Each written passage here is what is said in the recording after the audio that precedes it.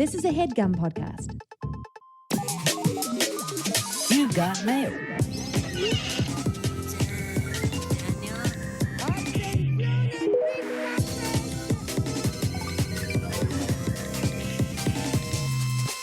Hi, I'm Millie Tamares. And I'm Elise Morales. And this is Go Touch Grass, the podcast where we log in. so you can log off. Elise and I are two chronically online comedians, and on this podcast, we break down the week in internet discourse, viral memes, TikTok trends, and niche influencer drama so that you can do literally anything else with your time. Literally anything else. This episode is going to be coming out the day before Thanksgiving, so please be doing something else with your time. Please be using this podcast so that you can have something to talk about with your family. Share us with your family. Share us with your family. And if you like what you hear today and you want to hear more, we've got a Go Touch Grass Patreon already up and running with more content weekly, access to our Discord community, and our spin-off series, Search History, where we go back and break down a viral discourse from the past. This week, I deep dove into a woman known as the Queen of Book Talk, Kiara Lewis. There is much history and lore there, lore with even this podcast and this podcast's origins. Yes. This person causes a lot of controversy online. Yes. And I think we found that sometimes that's justified and sometimes we should just let her rock. Yeah, we should just let her rock. Yeah, if you want to learn more about horny hockey books. Books about horny hockey players. Yeah, the hockey players are horny and then people are horny for the hockey players as well. Everybody's horny in these hockey books. That's on our Patreon right now. Yes. And you can also buy episodes individually. So if you're like, I actually only want to hear about the horny hockey books, I don't need any of the other stuff. Yes. You can purchase. Yeah, and guys, don't forget to leave us a 5-star rating and review. We love your reviews and we need more of them. Mm-hmm. But really the best review you can do is tell your friends. Yeah. Tell your friends, tell your family. Yeah. Listen, as you guys are arguing over the Thanksgiving table, and maybe you have some people in your family that, you know, are Trump supporters or they have terrible views and they're trying to get you. They're like, wow, look at this Tucker Carlson clip. For every clip that they have, send us a clip of ours. Yeah, you say, you know what? That's so interesting, Uncle Al. We can watch that in a minute. Have you heard about the Queen of Afternoon Tea? Yes. Divert the conversation with the stupid shit we tell you about here. The stupid shit. Have you heard about this? Well, actually, don't do the peanut squirrel. Yeah, no, Peanut the Squirrel is political. But we'll talk about Peanut the Squirrel later. But we talk about so much dumb shit that does eventually get political. But, you know, they're going to send you something that rots their brain in a way. And we do the same. We do the same. Get it back. Return that energy with mentally ill Hispanic women. Exactly. Yeah. And speaking of the holidays, reminder that for our holiday episode, we are doing a mailbag. So if you have any questions for us personally or want us to research or talk about anything, feel free to email us at gotouchgrasspod@gmail.com or DM us on any of our socials, and we might choose your question for the show. Yes, we might. Yeah, we might. we simply might. For a chance to win. That's like legal lingo when you do a game show or something. Mm-hmm. You can't say say for a chance to. And you have a history with game shows. I have That's part of Millie's lore. That's part of Millie's lore. Millie's got a lore. Elise's got a lore. Here we go. Speaking of people with lore, we have a very special guest in the studio with us. She's a content creator, hip-hop dancer, model, and comedian. Everyone, welcome to the studio, Jasmine Ruiz. Woo! Welcome. Thank you for that intro, model. Girl, I never get that one. Thank you. Girl, that was on your website. What are you talking? You know what? It is on the website. Nobody goes to my website. I went on your website to find a bio, and your bio was like, sometimes I talk shit, sometimes I dance hip-hop. And I'm like, okay, well. And everything is like literally a link to like a different project. I know. So I was like, all right, well, let me technically. You know what? Thank you for that feedback. Wait, I should put a bio on my website. You should put a bio. Thank you. You should put your official bio on your website. I am going to do that. That says Jasmine Ruiz is whatever. Take a little note. Bio on website. No, but it's good that you put model because I technically am a model. Millie I have modeled before. Girl, and put I never model on your website. Yeah. Put model on the website. Yeah. But I have model. I'm going to put it when we eventually get a website, it'll say hosted by comedian Elise Ruiz Morales, and comedian / model Millie Tavares. There we go.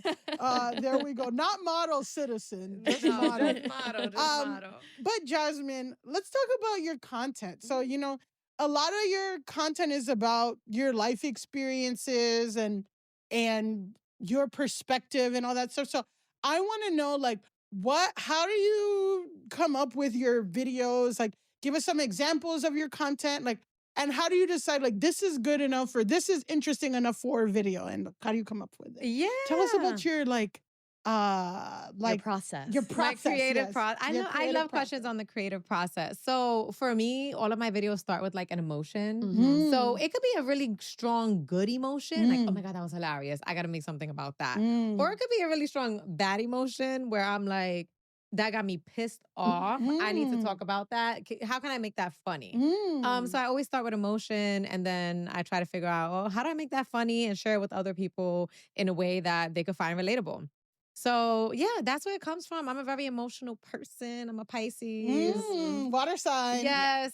So, I'm always going to be in my feels. So what are some examples of like a strong, good emotion, strong and bad emotion that turned into a video? Yeah. So like I recently did the, just Puerto Ricans for a holiday party and it's going viral right now. Ooh. And that one was like a strong. She goes viral a lot. So I'm just like, the relatability thing it's striking gold. And that's like the key to good content. So that's why I'm like asking. So what's the Puerto Rican holidays and what, tell me. And then what are some comments that you're getting too? Yeah. So for the Puerto Rican holiday one, I was at a holiday party. We did like an early Thanksgiving party for like all the cousins and all of that. So yeah, it was just like we were cracking up because me and like my siblings and some cousins were like in the backyard, just like talking smack.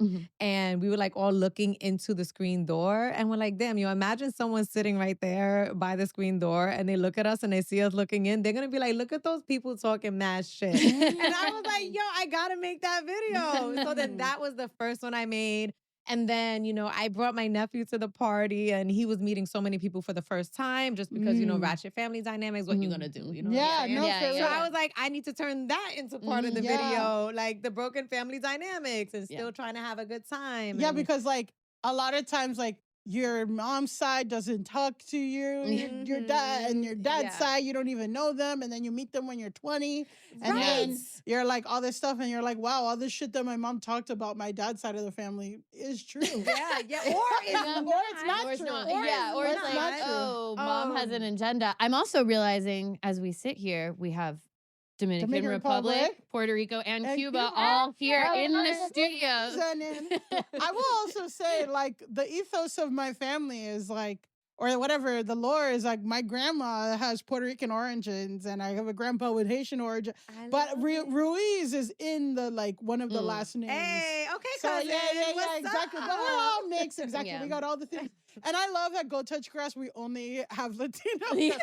Listen, somebody's got to. We've got to record these voices while we can. Yes, exactly. We're not going to have voices for that long. It's a free country for now. For now, it's a free country. And we've been saying it. And we're glad that we have not only one island of floating garbage represented, but multiple floating That was wild. Yeah. That was truly a moment. Yeah, a moment in time. For this year. For sure. Speaking of people who have gone through a lot of moments, you do a lot around like being a millennial. Yeah. we are also representing millennial culture here. We've gone through a lot of moments.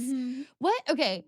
I feel like millennials exist in such an interesting space online because like, it's like, we built this house for you. Yeah. And then and people come at us so crazy. Yeah. So my question is, when you're making millennial content, how is it like usually received? And like, what do you feel like are the misconceptions around millennials online? Yeah. So when I make millennial content, obviously millennials love it. Yeah. But Gen X, again, we are in like a very interesting spot as a millennial because you remember life before the internet. Yeah. You also remember the internet, but you still partied before everyone was on the internet. Yeah. Because cell phones were not that advanced yet to have videos to record parties. So a lot of times when I'll post the millennial content, a lot of people like Gen X would be like, girl, that was Gen X. What are you talking about? And I'm like, time out, because we did it too. Okay, when did the iPhone come out? We did not have that at the teen bashes. No, I had a digital camera like that I would take, and then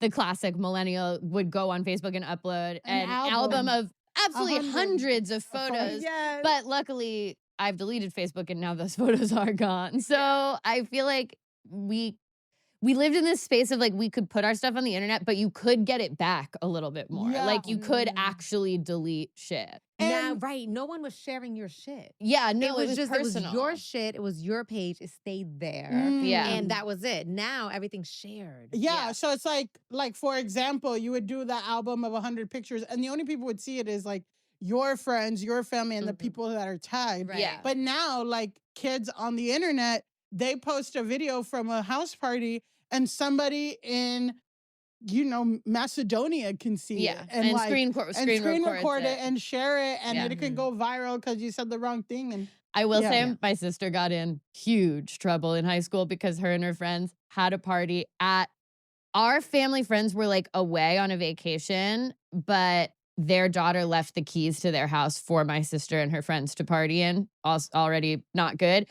But they took photos, uploaded them to Facebook, didn't clean the house. Wow. The family comes home, they're like, someone partied in our house, and then their older daughter goes online and is like, hey, I'm actually looking at 100 photos of people partying in our house. Oh, that happened to my family. And well, this all circles back, but yeah, exactly. That It's happened. messy because it's like, you did not need to get yourselves caught like that, but literally like, they logged into Facebook and it's a picture of my sister with a red Solo cup in their stairway. Like, oh my God. That's so funny because my mom, after we all graduated, that same thing happened where my mom rented the room to this white lady. It's just very specifically of this white lady. And my mom was super strict with us, and we could never have super strict in Miami sense. Like we were definitely not the party house. And she kept like a tight thing, at least when it came to the house. yeah. But this one woman, she rented a room to, her daughter threw a big bash. So we're seeing like friends of friends, little sisters and shit, like at our house, like twerking on our countertop. And then we're like, what the fuck? And my mom, oh my God. My mom she must have flipped. Oh, my mom was pissed. My mom, yeah, exactly. I could imagine. My mom would be pissed too. Yeah, exactly. There was no partying in my house. Yeah. I mean, there was partying that my parents threw. Yeah, no, my parents could party at our house in like their elevated parental way that my parents did. My parents did throw a crazy Millennium 2000 New Year's party. Wow. Yeah. That there is like one photo of it, and it's of my mom's friend, and she's holding a martini, but she's asleep, and she has like the 2000 hat on, iconic. and it's really, really good. My parents would let me throw a party like that like once every 2 or 3 years. And famously in Millie lore, a few people got stabbed at my birthday. No, party. Millie, When I was 19. Not the birthday. not a few. Not a few. Yeah, one day I'll get into that story. Put a pin in Millie's Put a pin in my birthday party. But then when I tell you that whole story, you'll be like, okay. That makes sense. That makes sense. People needed to Not the justification. Not the justification. Okay, I kind of get it. They deserved it. They deserved it. Okay. I see how it got to there. We see how it got to there. It is truly like an A story, B story, and C story that all end up in the intersecting. Oh my God. Was it like a heated love thing? Was it like a love? That was one of the storylines. storylines. Love is always. That was one of the That's always how it's storylines. gonna wrapped up happen. in it. And male ego, the masculinity is a prison. I feel like there's a bad bitch at the center of this story. Yes. And in the end, And is and it guess the what? birthday girl? And no, it's not me. And it's not the birthday worst girl. part was that it was not me. Why you guys choose to fight at my party? Right? Stab a bitch outside, please. And there was, my gay friend, there's like a homosexual thing there. It was a lot, guys. It was a One lot day of we'll tell flaming you. energies. Okay. A lot of energies. Speaking of a lot of energies, let's get to the show. Okay. Before we get to the discourse, which we'll go back to that, we'll tie it all back to what you guys were saying earlier. But before we get there, we have some software updates. Again, that's the segment of our show where we update you on some past things that we talked about, some things that we uploaded in the past. I don't know. We're trying to make software updates. Yeah, we're trying to come up with like a whole pun situation. Yeah. It's working or it's not. We'll figure it out. Well, okay. So today we have 2 software updates. The first is, again, a discourse that we had in the past, and this is a multi-layered update, right? So rapper Kendrick Lamar released a surprise album this weekend titled GNX. And on the song Whacked Out Murals, Kendrick has a lyric, "Don't let no white comedian talk about no black women, that's law." Yes. So, unfortunately, there are so many white comedians that talk about black women, white male comedians, but people are heavily speculating that this is in reference to Andrew Schulz. The Shits and Gigs podcast. The Shits and Gigs podcast, which we talked about. If you don't know what that is, we talked about it on our September 25th episode with Danny Murphy titled Unfiltered, because in September, Schulz came under fire when, in September, Schultz's clip of the Flagrant podcast came out from a July 17th episode, which with two British podcasters, James Duncan and Fuhad Dawoodi. And they're from the Shits and Gigs pod. And that's like it was one of the most popular, like black young male British podcasts and also international podcasts. So on the Flagrant podcast, the Shits and Gigs guys were explaining what the black girlfriend effect was, because that was a trend where non-black guys were showing like their before and after, like basically their glow up after they have a black girlfriend. Big glow up. Yeah, big glow up. They start dressing better. They have better haircuts. They have better beards. And you said in the episode that the reverse is happening to Travis Kelce, and I think about it all the time. Oh he my does look God. ridiculous. Yeah, he used to look really fine, and now he looks like She said it. Millie said it. And it's a theory on the internet is that now he's got suspenders on, the bucket hat. No, he's got the white woman dim down, girl. But anyway, so they were talking to Andrew Schulz about it, and Andrew Schulz, and again, one of it is like these non-black men grow a beard, and Andrew Schulz said they grow a beard because they need cushion when they get slapped. I think the black girlfriend effect is a protective measure because black women are crazy. Blah, blah, blah. He just talked shit about black women. He was just racist. He was just racist and sexist. People got mad at the Shits and Gigs guys because they laughed it off and they didn't say shit. The Shits and Gigs guys apologized. Andrew Schulz said, "Fuck that, I'm not apologizing. That's whatever, blah, blah, blah." We'll get into it in the episode. Anyway, Kendrick Lamar makes that lyric that comes out this week. And then this is the multi-layer. So also Kendrick Lamar this year has been crazy for him because we talked about that in our Jocks episode. That's another thing. And then another layer of this software update is that quote unquote reporter and alleged rapist DJ Academics, which is another person we talked about on our podcast when we said, who's DJ Academics? We unpinned that discourse. Anyway, DJ Academics asked Andrew Schulz her comment. And Andrew Schulz said, quote, "Is this guy," speaking about Kendrick Lamar, "too woke to understand a joke?" So that's to understand a joke. Yes. Little rhyme. Yes. That's the comment from Andrew Schulz, who notably had Donald Trump on his podcast. So he did have Donald Trump on his podcast. Well, I heard that and I was like, I've never even heard the stereotype that black women be beating people. No, shout out to my Latinas. Sorry, but that is the stereotype. That's us. That is the stereotype. I see that. Puerto Ricans will stab you, like all the stereotypes, Yeah. But I'd never heard that about black women being abusive. Well, my favorite was like the black women girlfriend effect, or the black girlfriend effect was going viral. And then this one guy put like the white girl, the Latina girlfriend effect. And it showed him before, and then after was him in the hospital. And it was like, and we can say it because we are representing all of the islands. We're representing the big three. We got a good little chunk here. We got a good little chunk here.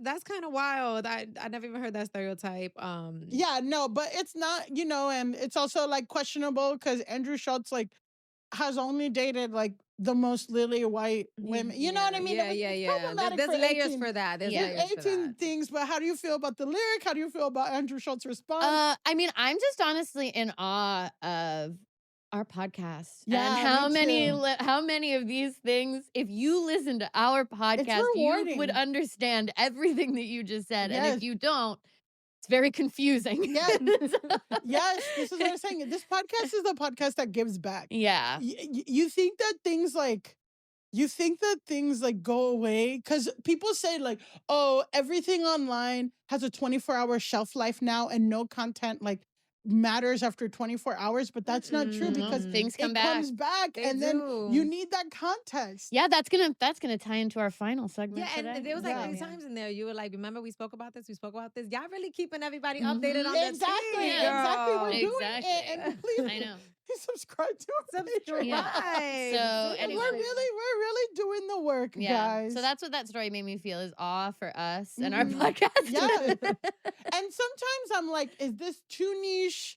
Like I definitely felt that, because it was like the Shits and Gigs pod. Because sometimes it's different corners of the internet too. Yeah. Of like, because that was definitely a corner of the internet of like Black women talking about this and sharing their feelings. And sometimes I come like, is this too niche or is this gonna relate to but no, man, because it does eventually become part of the culture. Yeah. It's in a Kendrick Lamar song. Yeah, especially, and even the Kendrick Lamar, we were early on that. I did when it was Kendrick Lamar, J. Cole, and Drake, before Kendrick even responded. And we didn't even know that it was going to be what it was. You never know where this shit is going to go. And that's why you got to listen. You got to perk up your ears and listen. Okay. So that's our first software update. That's a good update. Yeah. That's a good update. And shout out to Kendrick for saying something because, comedy, again, you're a comedian. We all funny here. Comedy is very much like open to interpretation by whoever is listening. And it's interesting to me that got flack because on his Netflix special, he says like a lot of He's like racist. race. He says Andrew a lot Schulz of racist, is racist. jokes. That's what we were saying. He says a lot of racist jokes. So I'm surprised that it wasn't the Netflix ones that got flagged, but it was not Netflix. The one that he released on YouTube, I think.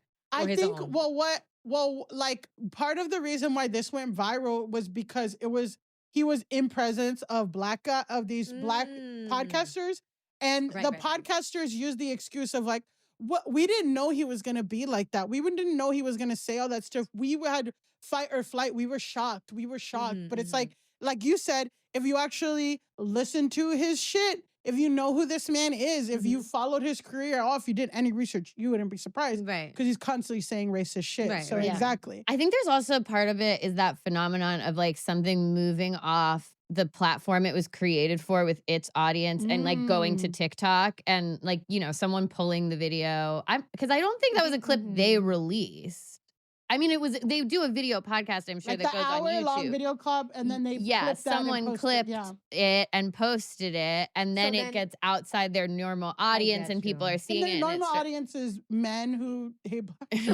Got you. And I also was thinking too of like, it's good that this like rapper is saying something because I'm like, I was just thinking, if I go on a white woman's podcast and she just said how shitty Black men are, black men, or Dominican men, I'd probably listen to her more. But still, it's like, that's not your community to be joking about. Like, and then I don't know. So got it. we got one more update. Okay. Software update. Software update. Get it. So the second software update is about Peanut the Squirrel. The Instagram famous squirrel who belonged to an OnlyFans creator, Mark Longo.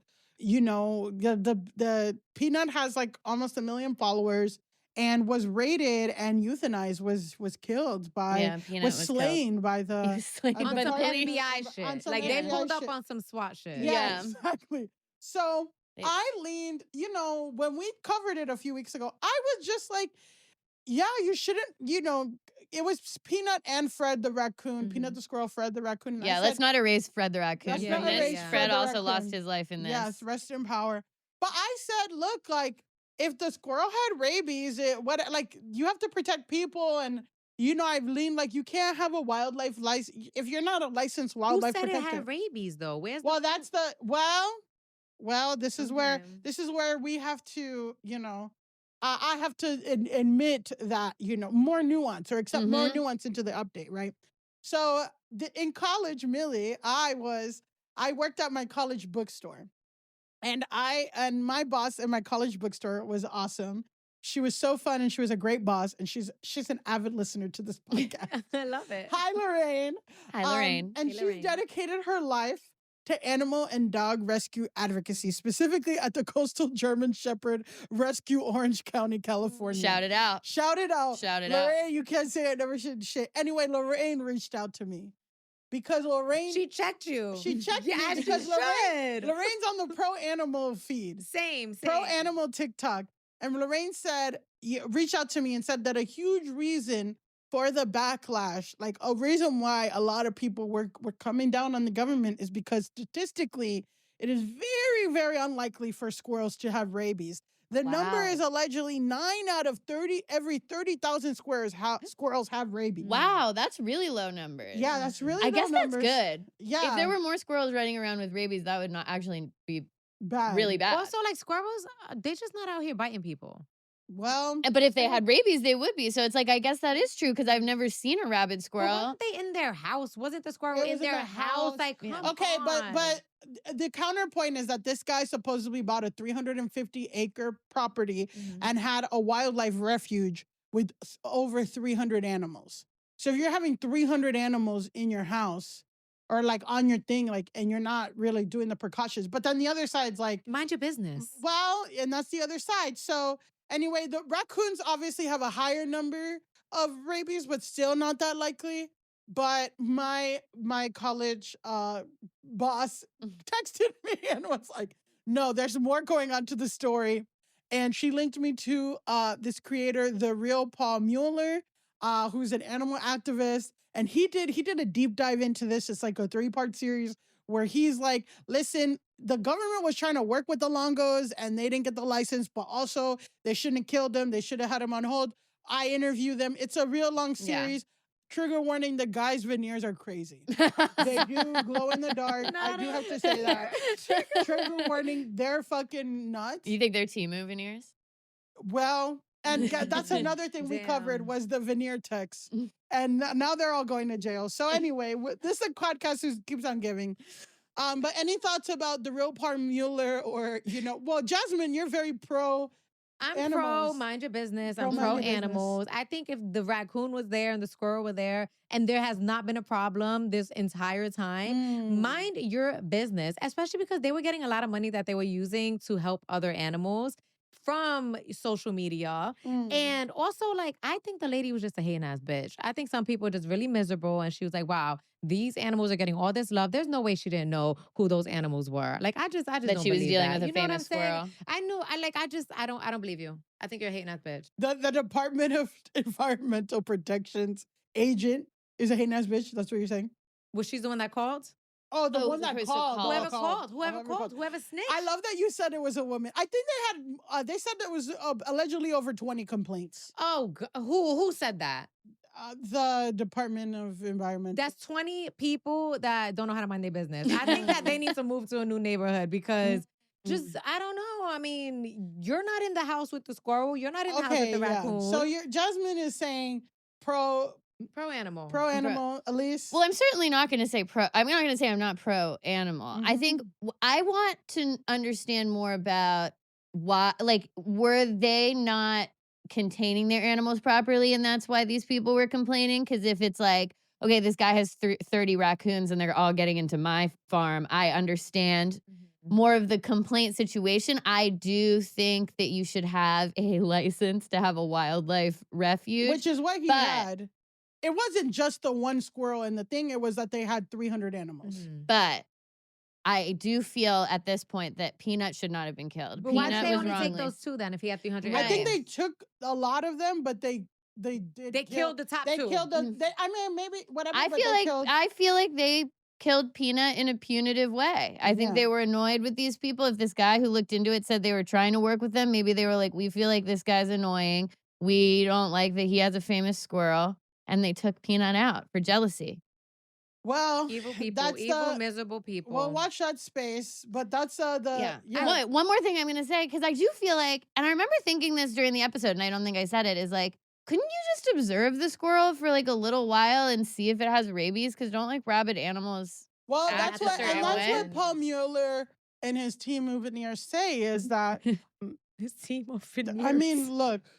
That's what Paul says. I mean, let me show you. Because, I mean, also, whatever. Like, you shouldn't have a perfect face to report on animal stuff, but anyone's allowed to talk about Peanut. Anyone's allowed to talk about Peanut, but I mean, we don't have to. The veneers are crazy. Oh, you have to wait until he like moves his mouth in a way where you can see them all because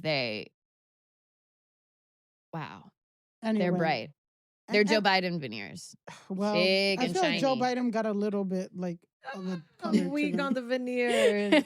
Anyway, okay. Bring back real teeth. Bring back. I think it's coming. Margaret Qualley is leading a revolution for real teeth to come back. I think it's coming. You know, everything swings in both directions. Aesthetic. Yeah, the anti-aesthetic. Speaking of anti-aesthetic, Fail's about to be real in. Fail, exactly, and then it'll be my time. Fail for model. I'm kidding. The model, yeah, the period underwear model, bitch. I'm kidding. No, okay, guys. Fail. First of all, fail is ugly. Yeah. What they say, that means ugly. For our listeners. For our listeners. That was a joke, guys. I know I'm very beautiful. So we know. We're all funny here, as Jasmine said. And guys, we're all funny. We are all gassed. We're all gassed. We're all gassed. Anyway, speaking of, I don't even know how to bring this up. No. Stay with me here. Speaking of Latina creators. Wow. Okay. Let's get to the discourse. Ooh, the discourse. The discourse is where we bring up one of the most trending topics on the internet. Ooh. And we go deep. Let's do it. So let's do it. So guys, does the name Marlena Velez mean anything to you? No. Not a thing. Damn, we out the loop. I know. I'm like, yeah, exactly. We're about to learn. We learn along with you. So let's talk about Marlena Velez. She's a TikTok influencer with over 350,000 followers. Okay. 350,000. Yeah. You got it. You know, the numbers are hard. We talk about it all the time. Yeah. But you got it. First try. 22 years old and she's a mother of 2. She's a stay-at-home mom content creator, but I'm going to say, like, for you to like get a picture of her, I'm going to say she has, I think when we were talking about pajama drama, like we said, like white Christian Instagram influencer face. Yeah. I'm going to say she's Latina influencer Instagram face. Right? Okay. The Squirrel, right? Beautiful, like thick, like I would say on the mom. So just to paint a picture, I'm going to paint a picture before I tell you why we're talking about her. Mm-hmm. So I'm going to say like mom content, let's say that there's a spectrum, right? Mm-hmm. And on one end, you have there's like extremely unattainable, like Ballerina Farms or Nara Smith. Yeah. And like, that's the most unattainable level, like aspirational, out of your reach, non-relatable, right? Nara Smith is making fucking lollipops from scratch in designer clothes. Yeah. And Ballerina Farms has her like $50,000 stove and literally lives in a farms and picks her own eggs. Yeah. And shit like that. Drinking raw milk and all kinds of crazy shit. Then with 8 kids. Yeah, with 20 kids. Then on the other side of the spectrum, all the way on the other side, we have Resilient Jenkins. Resilient Jenkins is the creator we talked about who has 6 kids living in a 1-bedroom apartment and gets all their food at the dollar store and like tries to show like how you can make like health, like kind of meals for a family of 10 with $10 and stuff like that. And that's on the other side. I feel like Marlena is right in the middle. Mm-hmm. And that's kind of like the picture I'm going to play. So what we're going to do now is you're going to watch a video of her without the sound. I'm going to mute it. And you're just going to narrate what you see and then we'll talk about it. Okay. All right, I see a fly-ass house. We're going to start off with that. Yeah. We got a nice house. All right. We got some fancy hand soap. I do not see the Dawn. She got that in a custom bottle. Teta's out. She's really hot. She's cutting up the beef. All right. And the house has a very like all white aesthetic, very clean. Mm-hmm. There's some like pampas grass. Right, all right. There's no color. This is a very neutral house. Black bowls. Everything's aesthetic. Yeah, she just cooked up some food. It looks like good food. Yeah, she's serving it in these little black bowls. And they eat side by side as a family, like in a line versus around the table. And then it's bath time for the kids. She gives them a bath. They go in their room. Oh, they have cute PJs, cute rooms, very aesthetic rooms. Yeah. Not the rooms don't feel like kid rooms. Yeah. Nothing feels like the kids. It feels like all her and this aesthetic life. And the kids, where the toys, When I see parents. That's so true. There's not I a wanna toy see some in this messy room. toys. I want to see shit all over the place sometimes, What is this? Her midnight snack? Oh no, she's meal prepping for tomorrow in a very nice bag. All right. There's no shit around this house. This house is this house is a little too neat for me. She takes a shower, POV. All Okay, right, we she's got all the showing off her placement. products. I just know her day is 3 hours extra long having to document all of this. As a content creator, I know that. Her man not in none of the videos. She watches Okay, the she's watching the Kardashians Okay. before bed. All right, and then wash, rinse, and repeat. Okay. It gives straight out of a catalog, that house. Straight out of a It catalog. doesn't give homey. It doesn't feel homey to me. No, but you were very right about the kids' rooms having no Character. child personality to them. No child presence. Yeah. Outside of the actual child. Yeah, exactly. Where are their toys? Where are the child's presence? Yeah. So, but you see what, for me, I feel like this is very, like you said, aesthetic. That's something that she's known for, is her aesthetic content. But the house particularly isn't anything crazy. No. It's attainable. Yeah. It's not insanely fancy, but it's just spotless and aesthetic. Yeah. And that lunch that's for her husband, for him to go to work. Got the next you. day. Okay. And also the products that she showed herself using, those are nice products. Yeah. They're she was using Osea, which is a nice brand, but it's not the craziest brand of something where if you looked it up, you would be like Gwyneth Paltrow is type. This is the secret moisturizer that Gwyneth Paltrow uses that's $1,000. This is more attainable luxury skincare brand. Attainable luxury. So what do you think, why do you think she has 350,000 followers? What do you think is attractive about this content? I think aesthetics are attractive to a lot of people. I also kind of feel like a lot of people would like to talk shit about that. And sometimes I feel like if you have something that is just going to stir up some type of controversy, whether good or bad, the content's going to do well. So I could just imagine someone saying everything I was saying, where are their toys? Yeah. Why is the house so neat? Commenting on her thing and getting engagement. Yes, exactly. I feel like that will create a lot of commentary from other parents.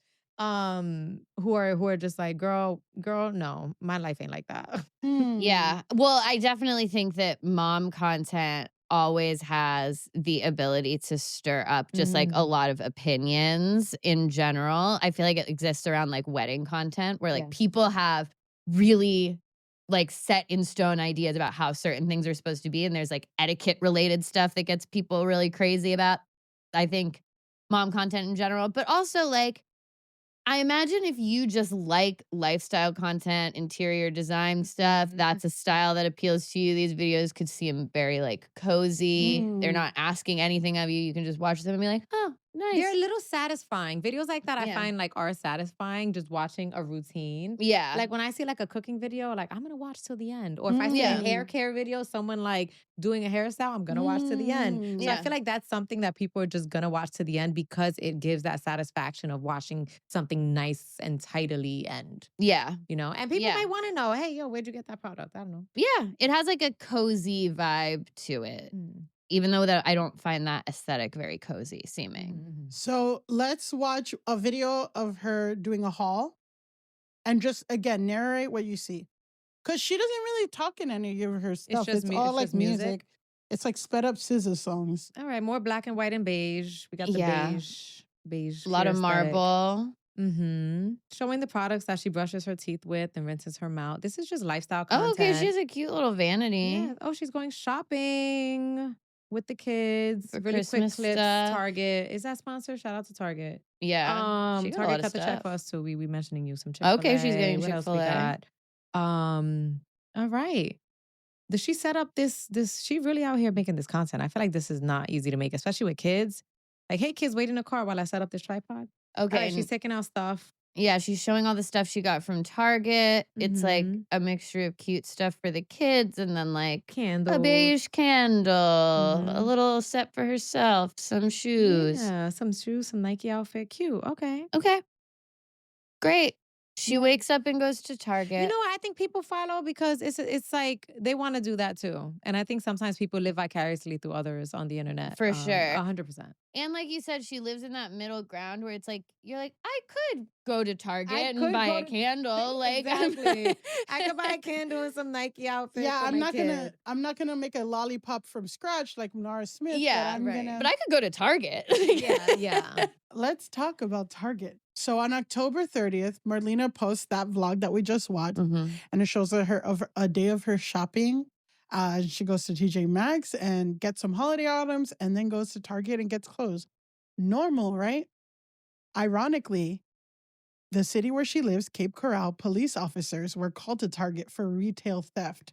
Loss prevention staff at the retail store told authorities that on October 30th, an unknown female entered the store and selected items.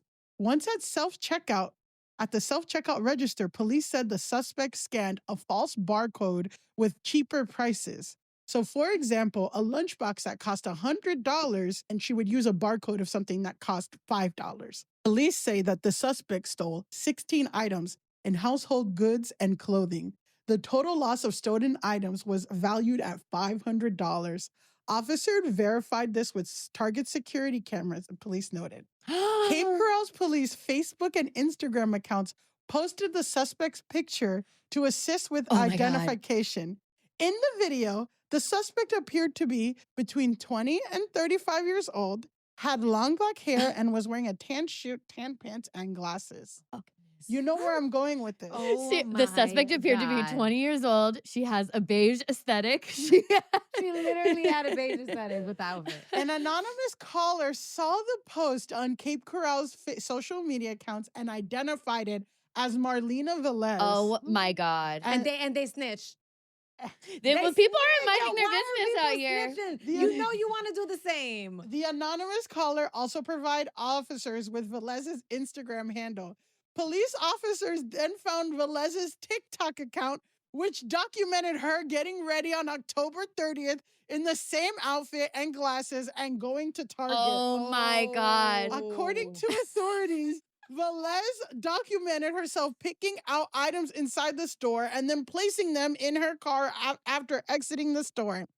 Officers found Marlena Velez and arrested her on one count of petty theft. Her arraignment date is on December 10th. Oh my God. Millie, that's unreal. That's so... Wow. Wow. Girl. Talk to me. What are you... Talk to me. What are you feeling? What's your reaction? I'm feeling so many things because I am...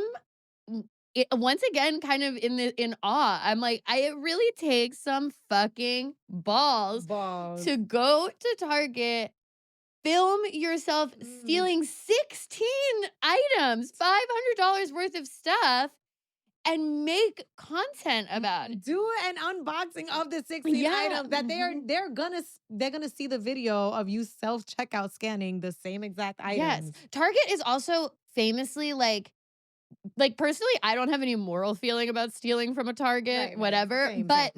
I just think in general, they're very famously attentive to who is stealing from them. And they have a lot of, they will go after you. They use facial recognition.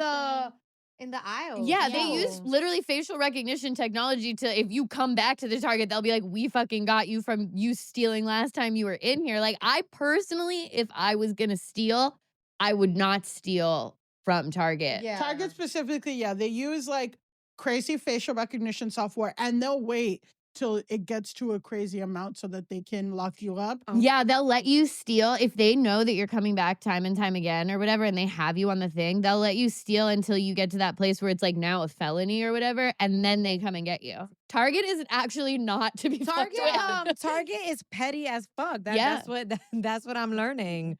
Shit, that's crazy. That is really crazy. We'll wait for you. Yeah. My bad, y'all. Our guest has to accept a collab right now, which is actually, I think, really pertinent to the podcast. You know what? Listen, influencer life. You Influencer gotta set life. that alarm. When they say you accept that collab, you accept it so that check will clear. You Yeah. get me? That's important shit. And you So- have to be actively on your phone to accept a Yeah. collab. Yeah. I can't just automatically accept. I wish, Instagram needs to do that feature. I remember Yeah. one time, one of our past guests, like his agent called because the branded content was like, there was a typo in the caption. And Yeah. And he had to redo it. And he had to Mhm. redo it. All right. I'm going to just leave this open until it pops up as, something that they do. Because you did call it. You said they're not going to do it at 3. They're not going to do it So right we'll at see. 3. I'm They're going going to to leave do it that at 3 open. or We'll 2. keep We an can eye. continue. Let's just talk about the backlash. I mean, to this. I'm Yeah, what shaking to my people core. saying? It really shook so many people, right? This has sparked a lot of conversation about how false social media is. Yeah. Like I let you guys, first of all, obviously I let you guys, like, what are you guys thinking? And then you're like, damn, like people are watching and like, damn, I guess I could go to Target and buy a candle, or like, why isn't my house this clean? Or why isn't whatever? Where'd you get? I wish I had nice little jars full of pampas grass. And it's like, Yeah. well, you could steal as much pampas grass as you Yeah, want. right. Yeah. And a lot of people were coming out saying like, you never know the truth about someone's presence and how social media is a lie. And a lot of people are constantly comparing the conversation was like how people constantly compare themselves to things and people that aren't real. Right, Yeah. right. Yeah, so I mean, that's just been one of the conversations. Like a lot of people have been feeling insecure. And then also, yeah, like it's this house where it's like it doesn't feel like kids live there. It's so clean, it's so perfect. Her life is so perfect. I think people need, and this is just 100% why people need to not compare. You literally never know what someone is going to. We don't know her financial situation. We don't know if she put every dollar into this house. We don't know if she owns it. We don't know if she rents it. We don't know if she has what her income is. We don't know what her husband is making. Like, we don't know anything about them. So I think people just need to literally never compare. At the same time, I think it's harmful when creators go online and they lie, knowing that people are going to be comparing their lives to you. Like, Yeah. stop lying. You're doing active harm to society. Just keep it real. It's really not that serious either. It's really not that serious. You could have just got less stuff. Yeah. You don't have Yeah. to go steal. You know? Or like, I mean, and this would be deceitful too, but it's like you could also just get the stuff and return all the stuff Yeah. and make the video. Like, to truly That actually too. steal the stuff is such a funny escalation of the entire thing, and to steal it in such a brazen way. Because again, yeah, now they're like, well, we have you on video stealing all this stuff, and you made a video of yourself in the exact same clothes stealing all of this Yeah. stuff. Which goes back to like the Facebook albums of the party. Yes, very That much. It's like, reminded me. it's so like you posted yourself doing this crime. But I do think it is like, it's a very extreme example of what we know to be true about a lot of these like mom creators and stuff, which is that even when we talk about, the Nara Smiths and whatever, they are very, very rich. And that's part of the reason why they're able to do this. They do have people helping them create these videos and this content. Like, that's all an illusion too. I just watched the Martha Stewart documentary, which I think I talked about on the Patreon. And that was a huge criticism of hers, that like, oh, you're projecting this super perfect life, but your personal life is actually crazy. And you Yeah. cheated on your husband on your honeymoon. I mean, go off. I mean, yeah, she actually comes off as a bitch in the best way possible during this documentary, where I'm like, you're literally amazing. But that was a thing during the time. People loved to hate her, and people loved to hate on her because they were like, you act like you're Little Miss Perfect, but you're not Little Miss Perfect. I will also add in that, like, content creation is a job. Yeah. So if she is making money from posting her aesthetic She's videos, probably making a good amount of videos. She's doing 350,000 like followers on TikTok, and she's monetizing her videos. Sorry. Like, right? No, it's true. She might be making a good amount of money, and maybe she felt pressure to, I also think it's just important to see, like, why are they doing that? Why are they lying? Why do you feel the pressure to keep up these aesthetics? Why can't you be honest? Because there's creators that they film in houses that are not even their house. Yeah. They go rent houses so that they can make that content. Why? Because it's a job and they need money and they're trying to get paid and get some brand deals off of this fake aesthetic life. And I think that's kind of comparable to rappers who rap about shit that never happened. Yeah. Yeah, I'm in my Bugatti. No, you're not. No, you're not. And I know you on food stamps. Stop playing with me. So I feel like that just the idea of lying in order to capitalize on a career that honestly like accepts that and doesn't care about it is, I think there's something there. I feel a lot of things, and we'll get a little bit more into more of her life. But I think that like you don't necessarily need like to be aesthetic to be a mom creator, because I don't know, like there are makeup influencers and stuff, and I'll watch an unboxing of an advent calendar from Dior, but I'll also watch. There's this girl who's like, watch me do an entire makeup look from makeup I got from the dollar store. Yeah. Or makeup I got from Five Below. Or That's like, true. hey, I'm super. And like, you see, because that's like the creativity and the thing. And like, or it's like, I want my kids to have holiday pajamas. Like, let's go to Goodwill and see what I can get. Or like, because a lot of the shit that but that takes like more creativity and more work and stuff to be like, how can I get it from Goodwill? Or how can I get it? Yeah. And that takes humility. Yeah. Yeah. It takes humility. And be honest, like, and that's also what I was thinking too was, well, let's get a little bit more into it. Like just whatever. And then we'll talk about like overall feelings. Yeah. Because I feel like the aesthetic is also, I think she wants to be, she doesn't just want to be a mom influencer. She wants to be a mom influencer of this type, which is to have the super clean white house look, the idyllic vibes. Like I think that's probably wrapped up in it for her, because otherwise, why would you do this? Well, let's talk a little bit more, which, you know, some people, the most kind of crazy part is that this whole thing has brought up her criminal history, which, you know, you're like, some people, yes, you know. So in 2019, Velez was arrested when she was 17 on grand theft auto charges for stealing her friend's car and crashing it. You know, her friend came out, you know, basically this weekend was like, when we were in school at Ida Baker High School, Velez asked her friend Amanda Santana, it's like, hey, can I borrow your keys and like sit in car? Like, can I sit in your car during school with my friend? Like, can we just sit and chill? Deeker. I know. I'm like, oh my God. So then like that don't even sound right. Can we just like sit in your car? I mean, I get like a dumb high school. I don't know. In high school, you're like, chill. Yeah, let's go chill in your car. Can I chill in your car? And the friend's like, okay. So that Amanda Santana handed her the keys.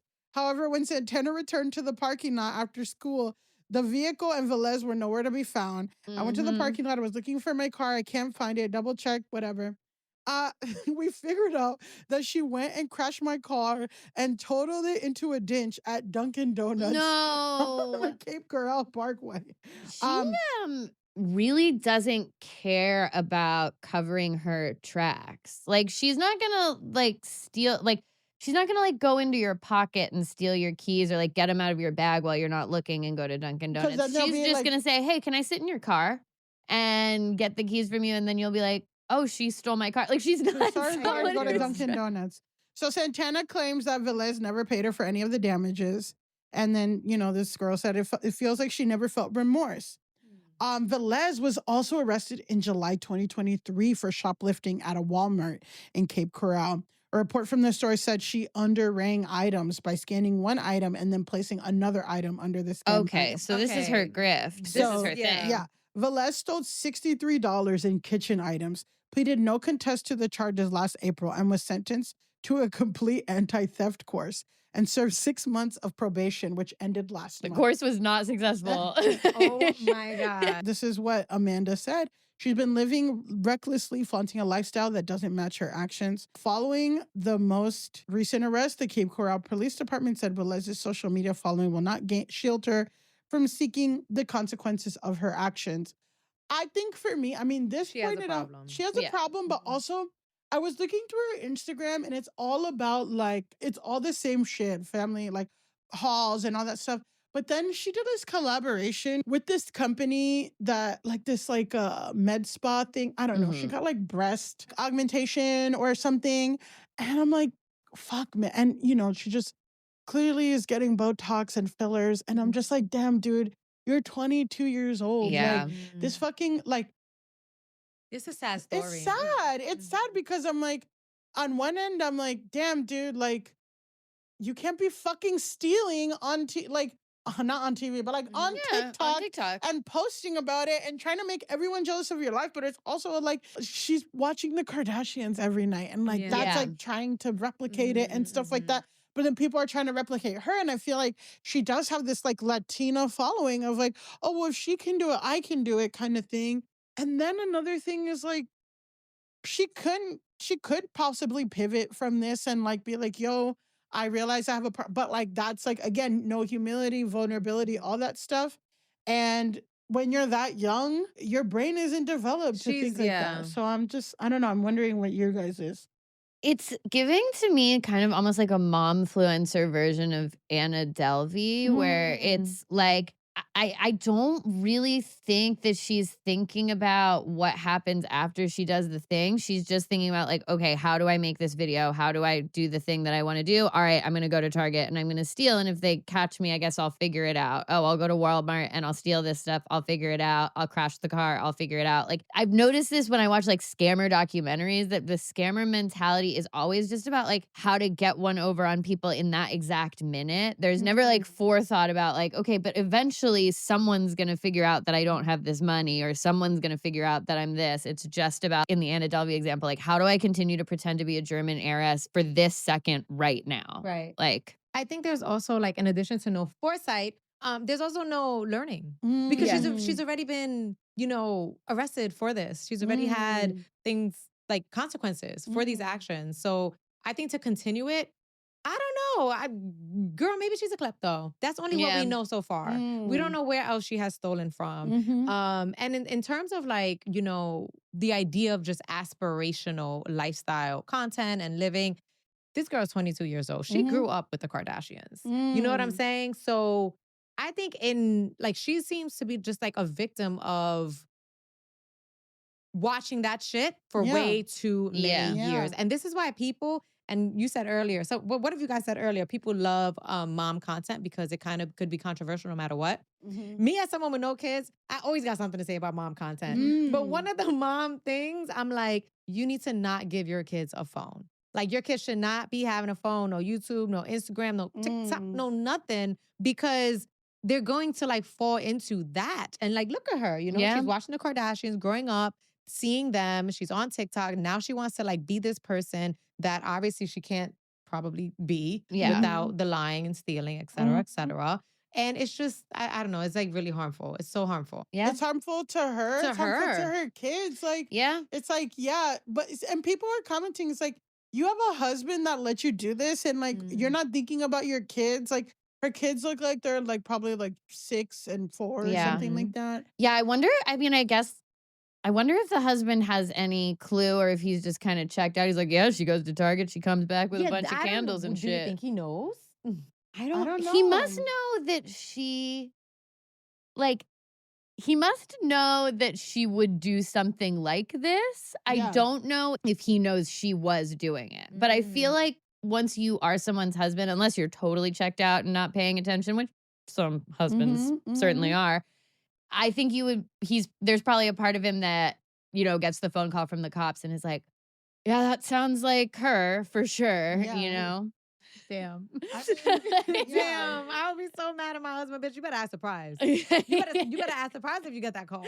I guess just to wrap it up, it's like, I was just thinking, like, how can she move on from this and it be like a real, like, she got to start showing the receipts. That's how. Yeah, she's going to have to show the whole receipt. This is the receipt. Showing herself ringing everything up in fast, fast. But I'm like, I don't know. I'm like, the regular content without the hauls was good. And I also feel like, I don't know. I mean, again, she wants to be a Kardashian. And this is why people hate on the Kardashians.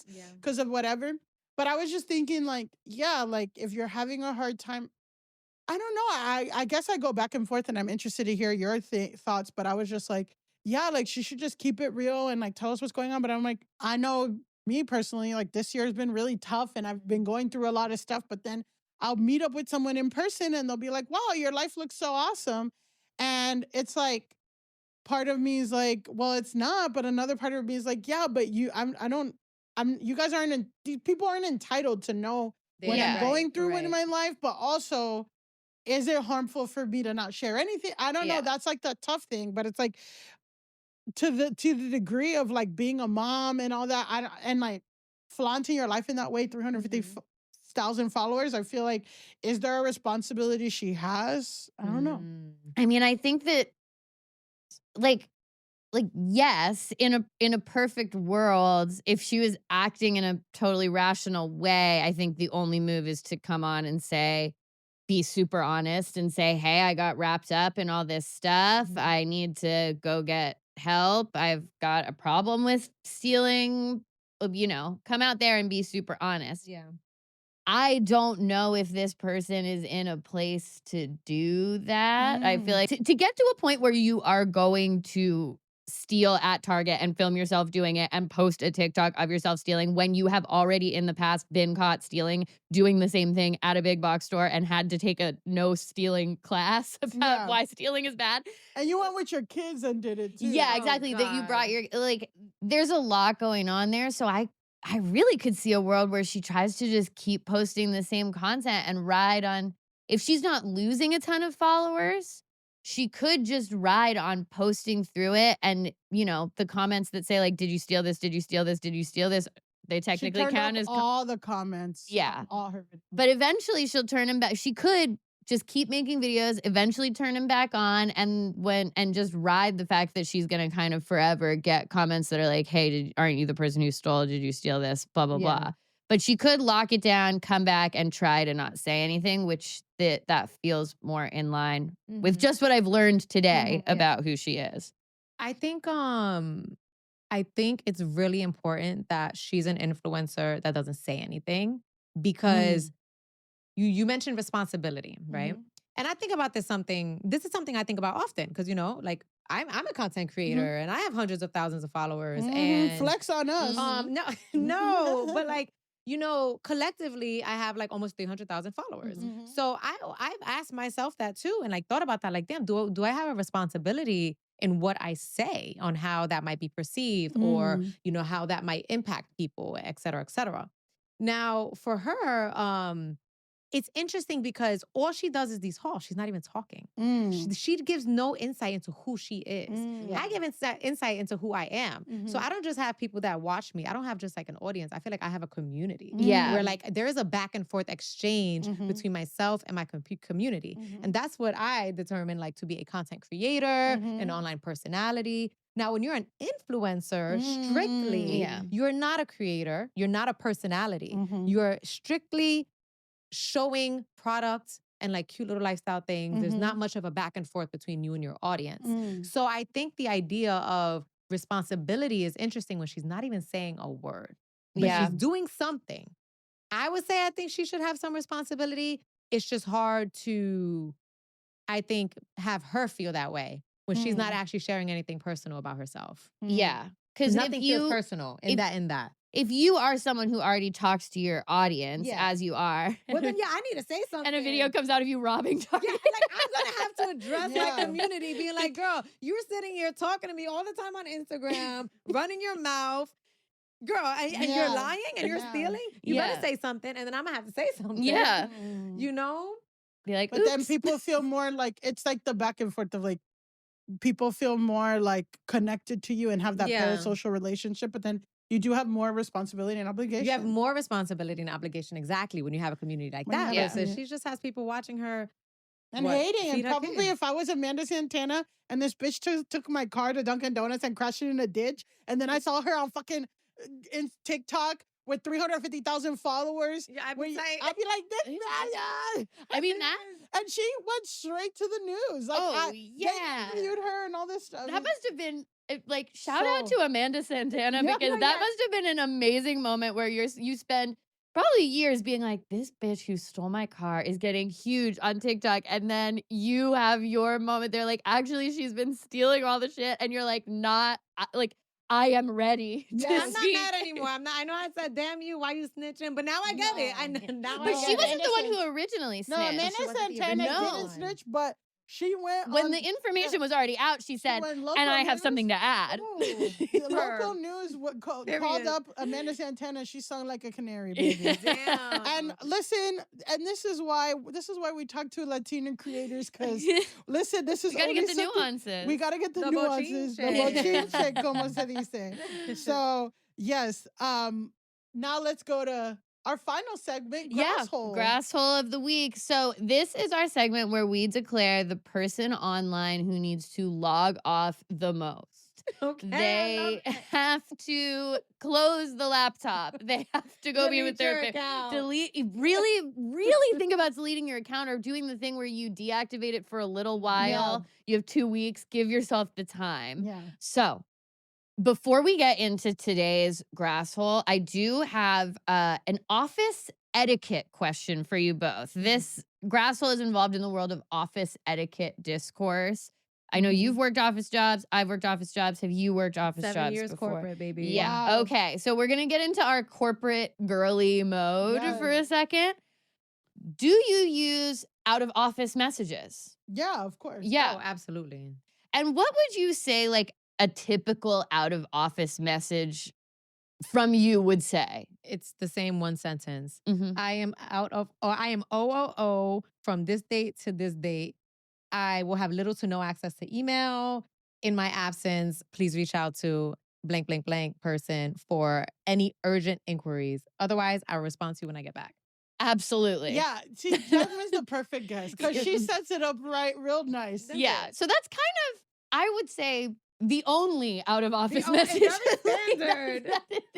that is the boilerplate standard out of office message. I do have a friend, shout out Tyler, who listens to the podcast. We're shouting out our friends. When we went to Era's tour this summer in Poland, his out of office message was essentially that, but he had some like Taylor Swift puns in it. Cute, he was, cute. he was like, "Are you ready for it? I'm out of the office." Like, some little cute stuff. I forget exactly what it was. Like that. I'll accept that. I'll accept a little like fun. I don't know if the office will, but I accept it. Yeah. Well, So that brings us to this week's Grasshole, who is a TikToker known as Chef Moise, aka @Chef Moise is here. So Chef Moise currently has 86.9 thousand followers on TikTok. She is a personal chef, but she also works as a catering operations manager at a catering company. So that is important to keep in mind.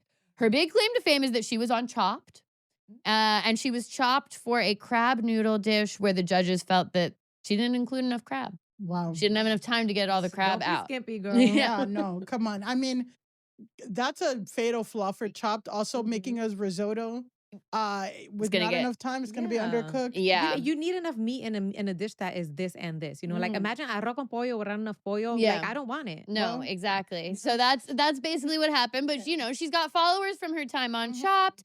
Her content is like what you would think a chef influencer would be. She's sharing recipes, but she also does lifestyle stuff. She's a queer woman. She talks about dating, etc. But the reason we are talking about her today is because 3 days ago, she posted this TikTok that already has 1.1 million views.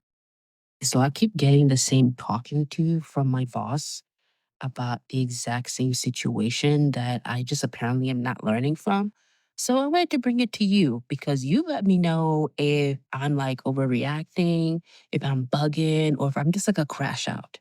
Because I don't really understand. I've been writing these out of office emails and they are like super cute, right? At first, they were like fun little stories about like adventures involving like squirrels and sharks, and they would just be really fun, like little stories that you can read, when I'm not there. And my boss was like, "No, you can't do that. Like, it's not funny." They're like, it's not professional. Like, you can't do like silly stuff like that. So I'm like, all right, cool. So then I changed it and I started making the stories a lot more serious. And they had like a historical context and they had fun facts and they were just like a great elaborate stories. And then he again comes up to me and he's like, "No, they can't be stories like that. Like they need to be like professional and, whatever. So I was like, okay. So then I redid it again. And my most recent one is giving wellness tips, like how to stretch at your desk, how to practice mindfulness, how to make sure that you get up and walk every, 20 minutes if you spend a long time at your desk, just like wellness things. Tell me why I had another conversation with this man today about how unprofessional that is. How is an out of office email unprofessional? Like, I'm out of office and it's literally just a fun little quirky story. And you're saying that it's unprofessional? Like, how is it unprofessional? And I just feel like my personality is being smothered by corporate America right now. So I'm just like crashing out.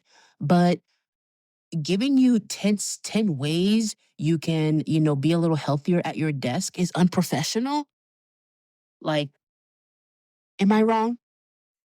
Okay. Wow, I have so many thoughts. Yeah. So let's answer her question first. Is she wrong? Yes. Yes. And I'm gonna tell you know what? She's wrong, but it's not cool. It's not cool. So professionalism is literally about stripping away your personality and making everything as cookie cutter as possible so that only business can get done. Yeah. It's not about fostering connection, community, interpersonal relationships. None of that. It's not about joy. It's not about a smile. So if you if you are a person, I love it. I love this definition. No, this is this a good is really, definition. It's really what professionalism is. Shout out to Pavel. He has a podcast about redefining professionalism. That's like his whole shit. And he talks about how like that's not unprofessional. It's okay to be a human being. But in corporate America, it's actually not okay to do any of that. Because you're showing too much personality and they find it to be intrusive. And that is just like, it's not going to make anything more productive. Corporate America is about being productive. Yeah. It is literally all about, it's just capitalism. Stuff together. They don't care about who you are. They don't care about what you're doing. So it is unprofessional by that definition in which corporate America, functions under these social norms. But should it be professional? Unprofessional? Absolutely not. She's just being a human being. And, I'm someone that I might read that and be like, this girl is cute. I like that she's quirky because I'm a little quirky and weird too. And you know what I'm saying? But no, corporate America, girl, you gotta play the game. Yeah. And that's why I'm team opt out of corporate America, unless it's like the right work culture where they can let you be your real whole self. If you could bring your whole self, genuine self to work in corporate America, you are blessed and you're probably 1 in a billion. Yeah. What are you thinking, Millie? No, I think that I feel the same way. I'm like, I'm a human being and I have all these things and I'm creative and I want to be myself. And that doesn't really gel well with corporate America, but also like in that space, like I think we were talking about, I really thought about last week when we talked about when we were talking to Tell the Bees, and he said like, there's an ideological disconnect with like in some communities, what you say, you can get your ass kicked for saying certain things. Like, but in other communities, like there's no such thing as a word that could ensue violence. Yeah. And I think about that. It's like, do I think it's cool? Whatever. Am I like, okay, girl, whatever? Yeah. But I'm like, yeah, but you're in their quote unquote hood. Like, yeah, especially the first time, just let it go. Like, and this is not the hill to die on. Yeah. It's like, oh, you can't wear your hair natural, or you can't be gay, or something that's like more essential to your identity. But it's your out of office email. Like, really, Yeah. And you can be that in the office. When you're talking to people. Be fun in the office. You can do that in the office, But people actually like that. Yeah, you could be like, hey, I want to send a fun newsletter every week to the office that has stories about squirrels and shit or like whatever you say. And they might like that. Here's my thing is like, the purpose of the out of office message, right, is to let the person who's emailing you know you're not around to answer their question. Yeah. And like, here's who you need to ask your question to, or here's when I will be back to answer this question, whatever. So if I'm emailing someone and it's taking a lot of time to get to that information, that is going to piss me off. If it's like, hey, I'm out of office, blah, blah. If it has that information and they're like, and here's a story about a squirrel, I'm like, I mean, kind of wild she included that story about the squirrel, but I got the information I needed when I opened the email, so I'm okay. So I am like, I do need to understand how the emails were formatted. Was the information that she's out of office up top? And I just want to add really quick that like, while she is completely wilding for corporate America, I really appreciate people like her. And you know what? Like, I would say I'm one of the people like, girl, I code switched for 1 year and then I couldn't do it no more. And I was like, I'm done. I'm bringing my whole self to work and you're going to get this full rice and beans. Yeah. And, you know, I actually have changed cultures on teams that I have been a part of. So we actually do need people like her to push the needle towards like a system and a society and a new culture in corporate America where we could be a little bit more human. But she needs to understand then that she is going to get that resistance. And she's going to have to either stand on business and make it the hill to die on, or show up in other ways and not make it the hill to die on. Yeah, be fun in a different way in the office. Because also, I believe that this catering company does like weddings and a bunch of different stuff. So I imagine there is room to show personality. If she's personally cooking and stuff, there's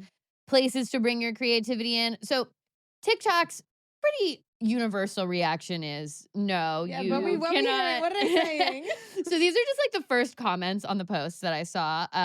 I don't understand what you don't understand. Stop playing on these people's computers. This is not the job market to be playing around in, sis. Oh, that's valid. That is so like that's so valid. This isn't the hill to die on, LOL. There you go. And then I did see a TikTok that it's from a person. Their handle is 1D Taylor's version. So a One Direction Taylor Swift fan. But it was just a TikTok of words. And it said, imagine being Chef Moise's coworker and you're having the worst day of your life and you need to email her to get an answer about something real quick. And then she replies with an original short story about squirrels and sharks just for you to find out at the end of the story that she's not even working today. Which is kind of my thing, is that I'm like, if you want to write the story about squirrels and sharks and make your out of office message fun, I do believe that we should have space for that, but you do need to put up top, like, I'm out of office. Like, I can't be reading this whole thing. What is the format? What is the format? Is it I'm out of office, reach out to this person? By the way, here's a cute little ha-ha. One element that I do think we need to talk about is when she says, so I started to make the stories serious. I know. That scared me. What happened? That is hilarious. I want to know the serious one. The serious one, I'm like, that actually... intergenerational trauma. Right? Yeah. I need to know about in what way were the stories more serious. Here's a documentary on nature's biggest shame. And then when we get to the last version, I actually don't think it's that wild to be like, I'm out of office. Here are some tips for stretching at your desk. But I think the problem at that point is like... people fed up. Yeah, people are done with you and the out of office messages. Your boss has talked to you about this now 3 times. I also looked on her page. I went back and I saw that she was doing like these OOTDs to go into the office. And in July, she posted an OOTD for like 90 days at the job. So she hasn't even like been there a year to have 3 different situations with the out of office. She is truly wild. I mean, yeah, she has a history. Yeah. Okay. So we are gonna get into now. Basically, so she starts going viral for this. People are like, "Wait, Chef Moise has gone viral in a bad way before," because she was actually briefly banned from TikTok in 2023. And so we don't actually know for sure the reason she was banned, but there's a very educated guess as to why she was banned, which was, I guess, around this time. She is like known specifically for doing super upbeat content and for her charcuterie boards. Yeah. Now I love that. I will absolutely give good charcuterie boards. And her recipes are really good in the charcuterie thing. She was really doing it. Yeah, if you are serving me good charcuterie board content, that's a follow from me. Yeah. I'm surprised that I didn't end up following her during this time. Hella quick. But she also used to go live late at night. And according to people who followed her, this is where she would like tell kind of like spicy stories from her sex life and like whatever. And she would get a little into it. And on one of these lives, she tells this story that did not hit the way that she thought it was going to. Basically, the story is that she goes out with this woman. The woman's getting really drunk for the entire date. She says that like she had a bottle of wine and also some vodka. She even says herself that she was like uncomfortable with how drunk the woman was and wouldn't normally hook up with someone so drunk. But, and this is a direct quote from the video, you know, I'm a follow through type of person. So, which is not Great. not great. Log off. So then she goes home with this woman, and the story basically ends where she says the woman woke up drunk and shit in her bed, and that she was mad that the woman shit in her bed. I mean, girl, you follow through. Yeah, you're a follow through type of person. Be mad at yourself. Yeah, be Shit. like maybe there are times where actually you don't need to follow through on certain things, and so yeah, people were disturbed by this video. They were like, okay, why are you hooking up with someone who you yourself say is so drunk that you were uncomfortable with it, and then you're mad that when they get home, you know, yeah, nobody wants somebody to shit in their bed, but it's like, yeah, you brought home someone who is insanely intoxicated, and now you're trying to use it on your live as like a funny story, and it's actually not a funny story, and it's freaking a bunch of people out and making us think different of you. So people, the theory is that a bunch of people reported her page at that time. And she had a lot of followers. Yeah, and that she had like went... a million, like something crazy. Yeah, and then she was banned for a while after that. TikTok went down. She has since come back, and now, yeah, she's up to like 86,000 followers. Yeah. So that definitely like affected her live situation. But here's my final question for you as we wrap this up. Do you guys think that the original video was rage bait? Like, do you think she's genuinely asking that question, or do you think that she's just trying to stir up I think controversy? She seemed genuinely asking to me. I think so. You got Especially genuine. to be third time. Like, this is work, girl. You need a paycheck. We all got bills to pay. Yeah, and like just some more like Chef Moise lore is that this is kind of what I'm piecing together, is that she, you know, had her really popping TikTok thing, and she would do like personal chef, like be people's personal chef or like cater events. And then she tried to open her own like truck. So I feel like she had her own like business, and it was really relying on her TikTok. When her TikTok got banned, she had to like start from scratch, and it was too hard. So maybe this is her first corporate job ever. Yeah. Which I feel like it's giving. Yeah, I've got that, like, because I just couldn't decide, because I was like, this is so wild to me to post this and be like, I have no idea what's going on. And it's like, your boss just told you to just put a normal out of office message. And like, I know just do it. she has seen one before. Yeah, like, You she don't knows. know. Because I'm like, if you're a chef, like, who does people's personal events and makes charcuterie boards and people, I don't know. I'm just like, you don't really do it out of office. Have you worked like corporate chefs, or I don't know. I'm just like, and she's in like Pennsylvania. She's not like, if she was in New York City or in a big city, chefs or people with that background, they might have an email like at a big corporate, but I'm just like, I don't know if chefs are like on the internet and do the office shit as much.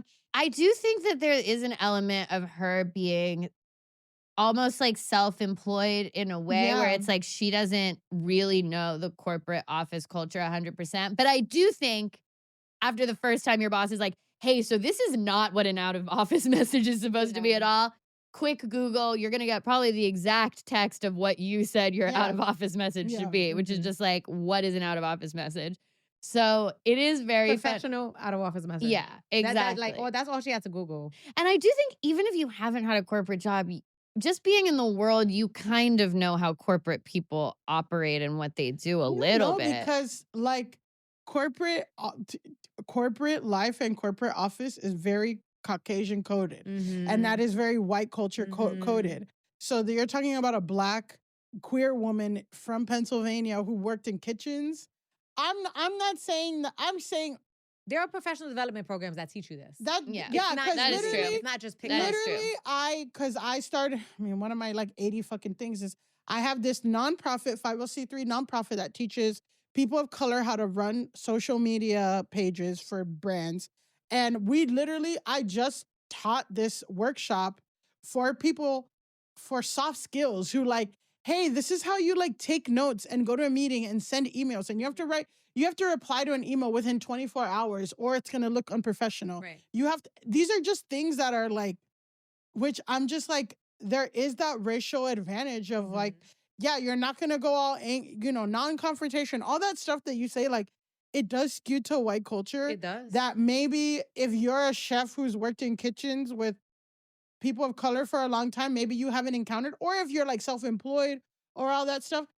And so there's that, which there's that learning curve. But I'm not saying that's like a normal person who would like kind of take the note immediately. But I feel like what's attractive to her, like what's kind of like the kind of flip side, right? It's like even with Marlena Velez, it's like what's cool and interesting about her is ultimately her downfall. Is like she's so into the aesthetic, but the aesthetic at any cost, even like stealing.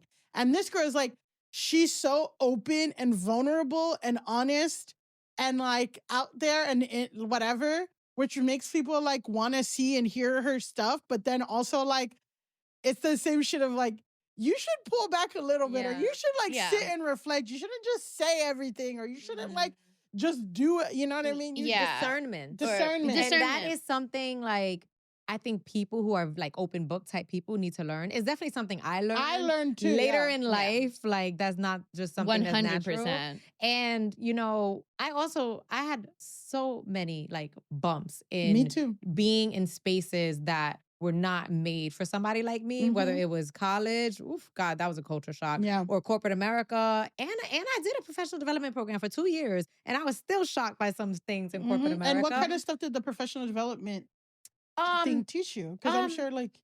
it definitely taught us like, how to dress, like how to be professional, like how to show up dressing, and how to understand like what's happening in a meeting room, and how to have a career plan and a career goal, and the process of moving your career. If you get in a spot, like make sure you write your resignation that first day. Like already be 2 steps ahead. What do I want to do in 2 years from now? So like it taught us a lot about that, and finding what really works for you, and how to navigate an internship, and finding internships, and getting corporate jobs. So it was a really good program. But it's different when you're in the sauce and you're like actually experiencing it for the first time. Yeah. So I can understand her having like these hiccups where she has to navigate to a new like culture and environment that just generally doesn't vibe with who she is. But you got to be able to learn a little bit quicker, girl. And Google is your friend. Yeah. So Google a little bit, please. Google is your friend, I think, is a definite big thing here. And yeah, I mean, you guys are obviously right about like the barriers to entry for like corporate America stuff. Like I think I can maybe feel like that's a little more universal knowledge than it actually is. I think the big problem here is that after the boss tells you, hey, these need to be more professional, you need to either directly ask, or again, Google is your friend, figure out what the professional version of this message is, not make them more serious. And don't resist. It's not worth the headache to resist things. Yeah, it's if it is to you worth it, then it's like, okay, then a corporate job environment is actually not the best place for you. And it's time to start figuring out how to get yourself back to being a personal chef or on your own or wherever where you felt more comfortable. Because obviously she was successful enough that like her TikTok was popping off and she was on Chopped and stuff like that. Like that's not nothing. And then when it comes to like the stuff she said on live, I do feel like it's that discernment thing again, where it's like, think about how this story you're telling actually is going to come across and be received. Not everything is for the internet. Not exactly. everything. But I feel like that's the fatal downfall, where it's like that inclination of like not texting your friend being like, hey, my job is telling me this, like, are they tripping or what? But to go put it on the internet, that's what gets her popping, because that's the kind of shit you need to do to keep 86,000 followers. Yeah. The fact that she got fully banned and in less than a year got to 86,000, like that's showing something. That this person has it. But for the crime of messing with people's inboxes for TikTok content, not using Google as your friend, and reminding everyone of the last time that you went viral in a very negative way, we have to say, and I think this is a loving one. Yeah, this is a loving one. We say this to people sometimes in a not so loving way, but this one's a loving way. Chef Moise, Go touch grass. Wow, we had a Latina influencer, we have people, and then Chef Moise is Haitian. Wow, We got okay. the islands represented. The islands are represented. Yeah. This was a wonderful episode. Yeah, I had so much fun. Yes. I love your segment. Oh, Thank you. And you guys are literally giving all the tea. Yeah. That's our. We love when people listen to our podcast and the callbacks. And the callbacks. Yeah. Wow. Well, listen, I'm sure that all of our listeners are now a fan of you as well. So why don't you tell them where to follow you, find you, if you have what you have going on that they can engage with. Okay, yes. Okay, so my name is Jasmine. You guys could find me on Instagram at the Jasmine Ruiz. Jasmine with an S and an E, okay? Just remember, keep it classic. None of the fancy stuff. No Z and no Z, no Y. Like the princess. Yes, like the princess. And on Instagram, I'm the Jazz, Jas Ruiz. And then what I have going on, you guys can follow me. But I got my coffee. Coffee. Moments Coffee. And this would have been great for coffee. Like I should have just had my cafecito up in here because it's about. No, I thought you were gonna bring us a little bag of the cafecito. I ran out the house and now I'm like, damn you. I should have brought the cafecito. But yes, it's for moments like this where you're just chopping it up and whether it's bochinche, whether it's catching up with grandma. Bochinche is like gossip and that's like gossip drama like this, like what we were just doing right now. This is the go touch bochinche. But yay, that's exciting. That's what I have going on, and just working, getting gigs, trying to create as much funny content, especially during the holidays as possible. Yes. So go laugh with me. Noche Buena's coming up. Noche Buena. I can't wait. Yeah. All right. Well, guys, you can follow this podcast at Go Touch Grass Pod on everything, including Blue Sky. Yes. Gotten on Blue Sky. We're over there. It's all happening. And you can follow me at Pandalise on Instagram, at Elise Navidad on TikTok. And I actually also got a Blue Sky. It's just my name. So yeah. You can follow me at Millie_Tamarez on Instagram and TikTok. You can follow me on Twitter because I'm still there. You have to be there for Discourse and for the research that we have to do. That's how I find the fight videos, at Millie Tamarez. And on Blue Sky, I'm at Millie Tamarez. I posted something on Blue Sky. I said, if this gets 10 likes, I will get an Etsy witch. I will pay an Etsy witch to do a spell, a success spell for me. And it's gotten 7. And that's how slow I have to go on there and see. I've been checking my Blue Sky. I'll get that up to 8. We'll get it up to 8 by the end of this recording. So till then, guys, everybody go touch grass. That was a HeadGum podcast. Hi, I'm Caleb Heron, host of the So True podcast, now on HeadGum. Every week, me and my guests get into it and we get down to what's really going on.